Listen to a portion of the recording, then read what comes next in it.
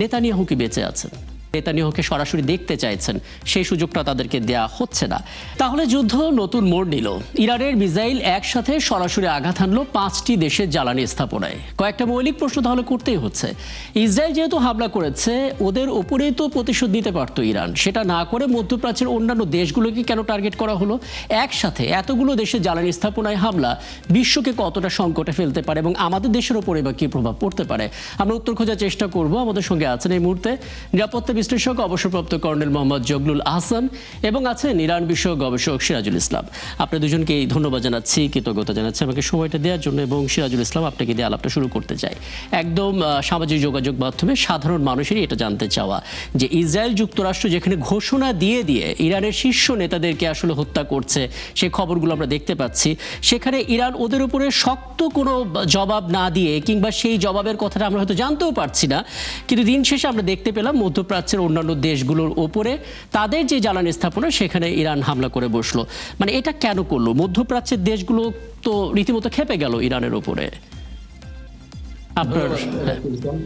ধন্যবাদ সহ-আলোচক জগলুল ভাইকে, ধন্যবাদ জানাচ্ছি, শুভেচ্ছা জানাচ্ছি আমাদের ৭১ টেলিভিশনের দর্শক শ্রোতা সবাইকে। সাথে সাথে ঈদ একেবারে সমাগম, সেক্ষেত্রে আমি সবাইকে ঈদ মোবারকও বলছি। যে আলোচনাটা করতে হবে সেটা হচ্ছে যে ইরান ইসরায়েলের বিরুদ্ধে বা আমেরিকার বিরুদ্ধে যে অ্যাকশন যাচ্ছে না বা প্রতিশোধমূলক পাল্টা হামলা চালাচ্ছে না, এ কথা মোটেই ঠিক না। বরং আমরা সামাজিক যোগাযোগের মাধ্যমে বা বিভিন্ন গণমাধ্যম থেকে এ কথা একেবারে পরিষ্কার জানছি যে মধ্যপ্রাচ্যে আমেরিকার যে সমস্ত থার্ড পেট্রিয়ট ক্ষেপণাস্ত্র প্রতিরক্ষা ব্যবস্থা ছিল, যে সমস্ত early warning system, radar system ছিল, সেগুলো ভীষণভাবে ক্ষতিগ্রস্ত করে দিয়েছে, ধ্বংস করে দিয়েছে, এবং যার কারণে দক্ষিণ কোরিয়া থেকে থার্ড আনছে। এছাড়া আমরা আরো দেখছি যে আমেরিকার অনেকগুলো যুদ্ধ বিমান এবং রিফুয়েলিং ট্যাঙ্কার, হেলিকপ্টার, অনেক কিছু ধ্বংস হয়েছে, এবং এই অঞ্চলে বহু সংখ্যক সামরিক ঘাঁটি ব্যাপকভাবে ক্ষতিগ্রস্ত হয়েছে। শুধু তাই না, আব্রাহাম লিঙ্কনকে আরব সাগরে বা ওমান সাগরে মোতায়েন করার পরে এই জাহাজ থেকে কতটুকু কি সামরিক পদক্ষেপ নিয়েছে ইরানের বিরুদ্ধে, সেটা একটা যেমন প্রশ্ন, তেমনি এই জাহাজ যে ব্যাপকভাবে লুকোচুরি খেলা খেলছে এটা আমরা পরিষ্কার দেখতে পাচ্ছি। শুধু তাই না, জেরাল্ড আর ফোর্ডকে ইরানের বিরুদ্ধে যুদ্ধের জন্য আনার পরেও সেই জাহাজ কিন্তু লোহিত সাগর থেকে ফিরে নিয়ে গেছে, সেটার এদিকে আনেনি। তার মানে এখানে আমেরিকা একটা বিপর্যয়ে পড়েছে, এবং আমেরিকার সেনারা যে বিভিন্ন জায়গায় পালিয়ে বেড়াচ্ছে এটা কম বেশি আমরা সবাই দেখতে পাচ্ছি, জানতে পারছি। এছাড়া তেল আবিব থেকে শুরু করে ইসরায়েলের 22,000 বর্গ কিলোমিটার ভূখণ্ড মোটামুটি ভাবে ভীষণভাবে আক্রান্ত। ইরান সেখানে ব্যাপকভাবে ড্রোন এবং ক্ষেপণাস্ত্র হামলা চালাচ্ছে, এটা পরিষ্কার। এখন নতুন করে ইরানের গ্যাস ক্ষেত্রে হামলা চালানোর পরে ইরান যে কারণে আরব দেশগুলোর গ্যাস ক্ষেত্র বা তেল ক্ষেত্র বা তেল স্থাপনায়, গ্যাস স্থাপনায় হামলা চালালো, সেটা এই কারণে যে এই সমস্ত জায়গায় আমেরিকার স্বার্থ আছে। প্রত্যেকটা গ্যাস ফিল্ডে, গ্যাস প্লান্ট, প্রসেসিং প্লান্টে, তারপরে আপনার যত রিফাইনারি, যত যা কিছু, অর্থাৎ জ্বালানি রিলেটেড যত যা কিছু আছে তার প্রত্যেকটা জায়গায় আমেরিকার ইনভেস্টমেন্ট আছে। একেবারে স্পষ্ট, এটা আপনি বিভিন্ন সময় এটা বলার চেষ্টা করেছেন যে আসলে এই সমস্ত ঘাঁটি বা সামরিক ঘাঁটি বলুন কিংবা জ্বালানি স্থাপনা বলুন, সেখানে মার্কিন স্বার্থ জড়িত আছে, যে কারণে আসলে ইরান সেখানে হামলা করেছে। কিন্তু মুশকিল হচ্ছে এমন একটা সময়ে হামলাটা ইরান করলো যখন গোটা মধ্যপ্রাচ্য ইরানের উপর খেপে যাচ্ছে। 12টি মুসলিম দেশ উদ্বিগ্নতা প্রকাশ করেছে, সৌদি আরব সামরিক অভিযানের ইঙ্গিত দিয়েছে। মানে এটা প্রয়োজন ছিল কিনা? আসলে অন্য কোনো প্রক্রিয়ায় তো তারা মুভ করতে পারতো। আপনার অ্যানালিসিস কি বলে? সিরাজুল ইসলাম। হ্যাঁ, আমি বলি এখানে যে অন্য প্রক্রিয়ায় আসলে কি করতে পারতো আমি জানি না। ইরান প্রথম থেকেই বলেছে, আমি শুধুমাত্র ইরান বলেছে সেই কথাটাই বলছি, যে ইরান বলেছে ইরানের বিরুদ্ধে যে সমস্ত দেশের মাটি, ঘাঁটি, আকাশপথ, সমুদ্র বন্দর ব্যবহার করে হামলা হবে, সেই সব দেশের উপরে, অর্থাৎ সেই সব জায়গায় আমেরিকার সেই সমস্ত ঘাঁটি, সেই সমস্ত এয়ারবেস, সেই সমস্ত বন্দর, এই সমস্ত জায়গায় হামলা করবে। শুধু তাই না, ইরান একথা বলেছে যে শত্রুপক্ষ যেভাবে হামলা করবে আমরাও সেইভাবে হামলা করবো। এখানে যেহেতু আমেরিকার কোনো তেল স্থাপনা নেই সরাসরি, কিন্তু আমেরিকার ইনভেস্টমেন্ট আছে, সেই কারণে আমেরিকার ইনভেস্টমেন্ট এবং আমেরিকার স্বার্থ যাতে ক্ষতিগ্রস্ত হয় সেই কারণে এই সমস্ত তেল বা গ্যাস স্থাপনা হামলা করলো। এবং এখানে যে কথাটা ইরান বলতে চাইছে বা বলছে সেটা হচ্ছে যে আরব এই দেশগুলো আমেরিকাকে ঘাঁটি দিয়ে বা তাদের ইনভেস্টমেন্ট নিয়ে তাদেরকে সহযোগিতা করে, এমনকি যে কিছু কিছু রিফাইনারি বা তেল স্থাপনা আছে যেখান থেকে তেল নিয়ে মার্কিন বিমানগুলো ইরানের বিরুদ্ধে যুদ্ধ করছে, হামলা চালাচ্ছে, সেই সমস্ত জায়গায় হামলা চালিয়েছে যাতে আমেরিকার স্বার্থ ক্ষুণ্ণ হয়। বুঝতে পারছি, মানে এটা তাদের একটা রণকৌশলের জায়গা। আমি এরপরে আপনার কাছে আসবো, সেখানে একটু জানার চেষ্টা করবো আসলে বৈশ্বিক প্রেক্ষাপটে জ্বালানি সংকটের মুখোমুখি আমরা কতটা পড়তে যাচ্ছি। আমি একটু মোহাম্মদ জগলুল হাসান আপনার মতামত জানতে চাই। মানে সৌদি আরব যে টোনে কথা বললো আজকে যে ইরান কখনোই তাদের প্রতিবেশীর স্বার্থটা রক্ষা করে না, তারা সবসময় একটা চাপিয়ে দেওয়ার চেষ্টা করে, প্রয়োজনে আমরা কিন্তু তাদের দেশে সামরিক অভিযানও চালাতে পারি। ওমান উদ্বিগ্নতা জানিয়েছে, 12টা মুসলিম দেশ উদ্বিগ্নতা জানিয়েছে। এই যে সুরগুলো, যুক্তরাষ্ট্র ইসরায়েল তো সবসময় চেয়ে এসেছে মধ্যপ্রাচ্যের দেশগুলো আসলে ইরানের সাথে এই টোনে কথা বলুক, সেদিকে যাচ্ছে কিনা পরিস্থিতি, আপনি কি দেখছেন?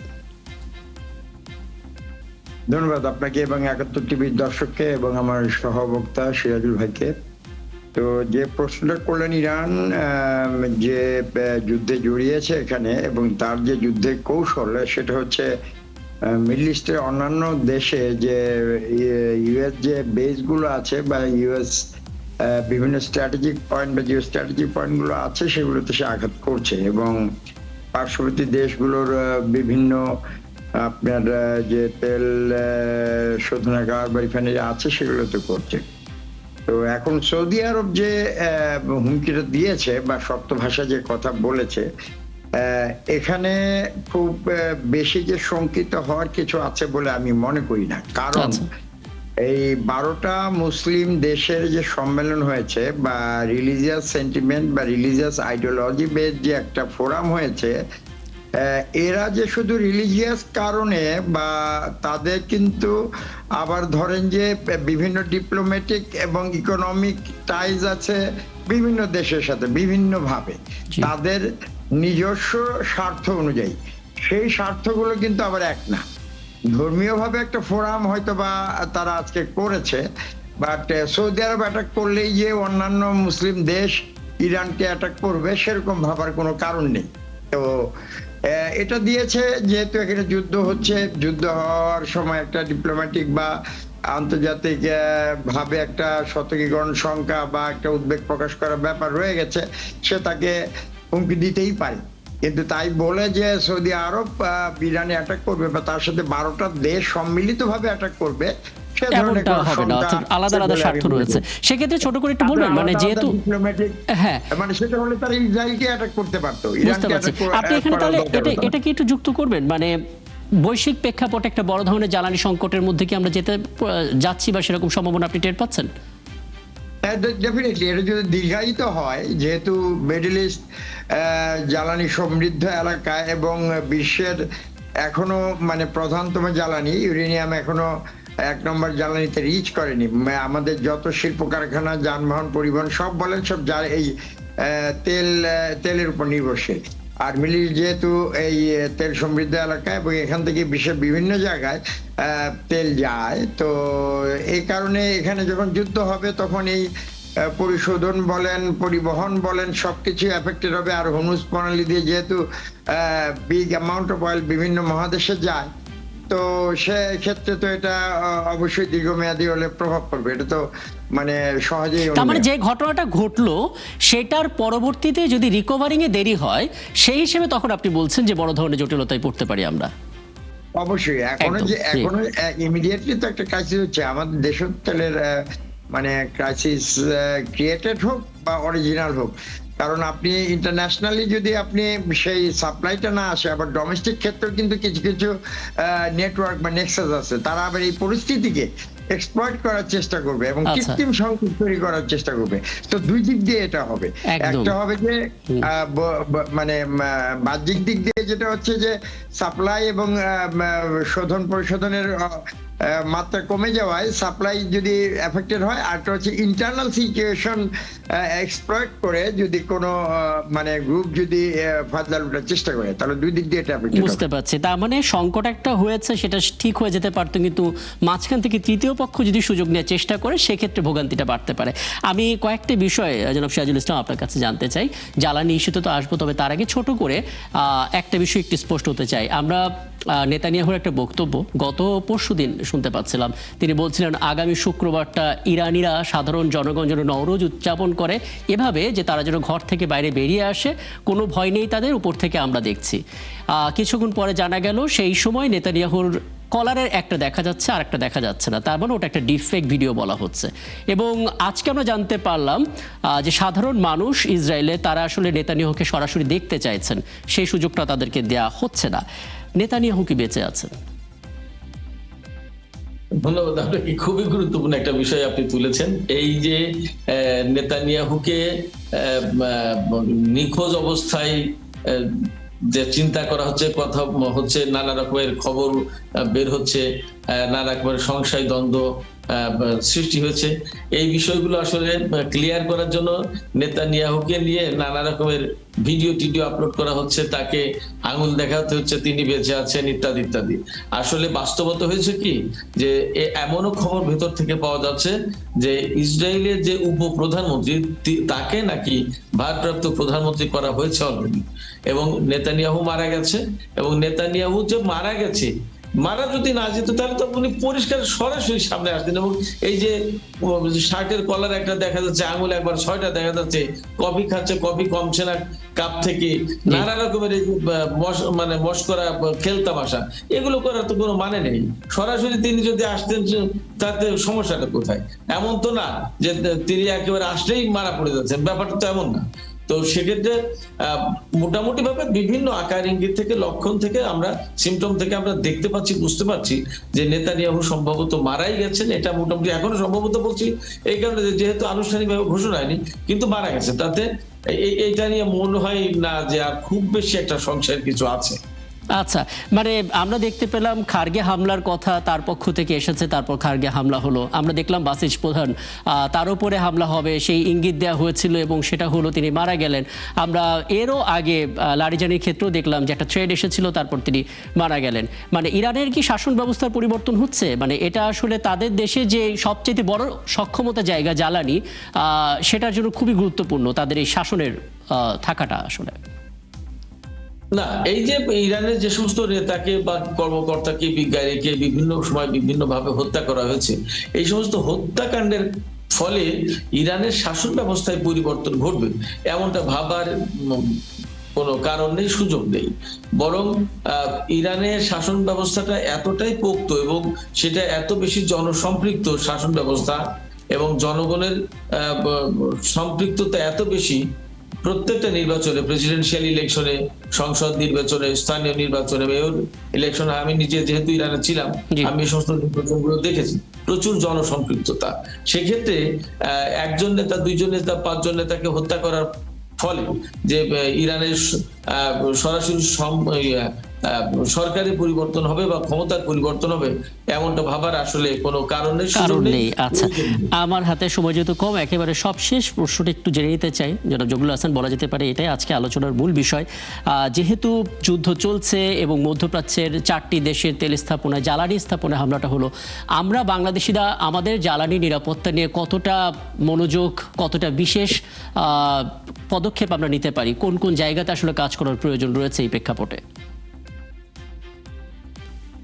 জ্বালানি নিরাপত্তা অত্যন্ত গুরুত্বপূর্ণ একটা বিষয়, এবং একটা দেশে আপনি যদি বলেন এই পরিস্থিতিতে আমাদের কি করতে হবে, তাহলে আমি বলবো প্রথমে হচ্ছে যে আমাদের যাতে পর্যাপ্ত একটা রিজার্ভ থাকে সেই ব্যবস্থা করতে হবে। যে সংকট শুরু হলে সবকিছু যদি বন্ধ হয়ে যায় বা এফেক্টেড হয়, তখন যেন আমাদের যে প্রয়োজনটা আছে সেই প্রয়োজন অনুযায়ী যেন সাফিসিয়েন্ট দিনের রিজার্ভটা থাকে। This is number 1। নাম্বার 2 হচ্ছে যে মধ্যপ্রাচ্যের যে সমস্ত দেশে আমরা ডিপেন্ডেন্ট, তারা যদি এফেক্টেড হয় তাহলে অল্টারনেটিভ কি কি সোর্স আছে সেগুলো আমাদেরকে বের করতে হবে, যে তাদের থেকে যাতে জ্বালানি আনা যায়। ধরেন যে এটা এমন একটা পরিস্থিতি হলো যে দীর্ঘদিন ধরে এটা চলছে এবং এটা এফেক্টেড হচ্ছে, তখন তো আমরা জ্বালানি সংকটের কারণে আমাদের সবকিছু বন্ধ করে দিতে পারবো না। তখন অল্টারনেটিভ সোর্স আমাদেরকে কোন কোন জায়গা থেকে অল্টারনেটিভ জ্বালানি আনা যায় সেটা দেখতে হবে। এবং একই সাথে এই আপনার এই তেলের বিকল্প যে জ্বালানিগুলো আছে, ইউরেনিয়াম এন্ড আদার, সোলার, এগুলো অবশ্য দীর্ঘমেয়াদী প্ল্যান, এগুলো আমাদেরকে কিন্তু চিন্তায় রাখতে হবে যে এরকম পরিস্থিতি সামনেও হতে পারে। তো সেই ক্ষেত্রে জ্বালানির নিরাপত্তা নিশ্চিত করার জন্য আমাদেরকে অল্টারনেটিভ জ্বালানি কি কি আছে সেগুলোর দিকে মনোযোগ দিতে হবে। এখানে কি জনাব হ্যাঁ। সিরাজুল ইসলাম আপনি কিছু যুক্ত করবেন কিনা আমাদের স্বার্থ অনুসারে? হ্যাঁ, আমাদের স্বার্থ হিসেবে জগলুল ভাই ঠিকই বলেছেন, এবং আমি যে আর একটু একদম পরিষ্কার করেই বলি, আমি সবসময় বলি এই কথা, জি। সেটা হচ্ছে যে রাশিয়া হচ্ছে একটা আমাদের আপাতত জ্বালানির একটা বিকল্প ভালো সোর্স, অথচ রাশিয়াকে আমরা অনেক সময় কিন্তু মাইনাস করে রাখি বা ইগনোর করি বা সাইডে ফেলে রাখি। জি। আমার মনে হয় বিশ্ব পরিস্থিতি বদলে যাচ্ছে, এটা মনে হয় না, এটা নিশ্চিত। এবং মনে হয় যেটা, সেটা হচ্ছে যে রাশিয়ার সাথে আমাদের যোগাযোগটা বাড়ানো দরকার, এটা আমি বলবো যে মনে হয়। একদম, আমি আসলে এরকম আরো কিছু চমৎকার সাজেশন জানতাম, কিন্তু সময়টা একেবারে শেষ। কিন্তু খুব চমৎকার একটা কথা বলেছেন, বিকল্প বাজার আমাদের আসলে খোঁজা উচিত এবং সেটা আসলে রাশিয়া হতে পারে। অনেক ধন্যবাদ, কৃতজ্ঞতা আমাকে সময়টা দেওয়ার জন্য। আমাদের সঙ্গে ছিলেন সিনিয়র সাংবাদিক, ইরান বিষয়ক গবেষক সিরাজুল ইসলাম, এবং একই সঙ্গে ছিলেন নিরাপত্তা বিশ্লেষক অবসরপ্রাপ্ত কর্নেল মোহাম্মদ জগলুল হাসান। এবং এই ছিল দর্শক আজকের সংবাদযোগের আয়োজনে। আগামীকাল ঠিক রাত 10টায় আবার দেখা হবে নতুন কোনো বিষয় এবং তার বিশ্লেষণ নিয়ে। থাকুন একাত্তরের সাথে।